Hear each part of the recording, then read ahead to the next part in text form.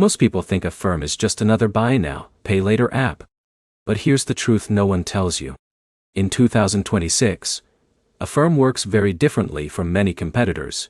And if you don't understand the repayment terms, interest costs, and approval system, you can end up paying far more than expected. Some users love Affirm because it gives them flexible payment options for larger purchases.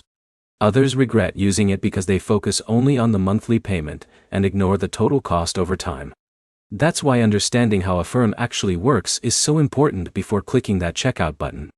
In this video, I'll give you a full, honest Affirm review for 2026, explain how it works, the biggest pros and cons, and whether it's really worth using today. Let's get straight into it. Affirm is a buy now, pay later platform that allows users to split purchases into smaller monthly payments, instead of paying the full amount upfront. Let's say Alex wants to buy a new laptop for work that costs over $1,000. Instead of paying everything immediately, Affirm may allow him to spread payments across several months or even years depending on the purchase.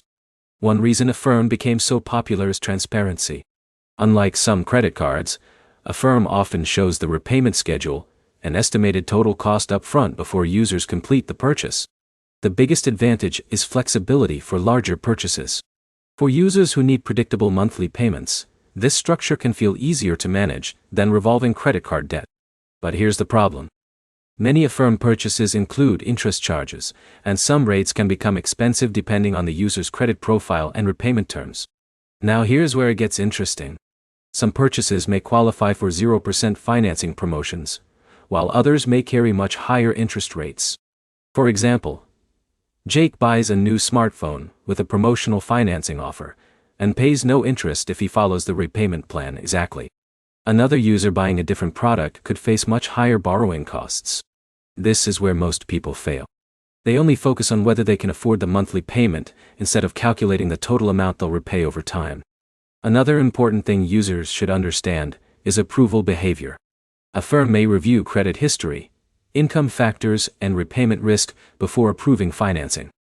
Approval is not always guaranteed, especially for larger purchases. In a minute, I'll explain who should actually consider using Affirm and who should avoid it completely. Affirm works best for disciplined users making planned purchases they already intend to buy.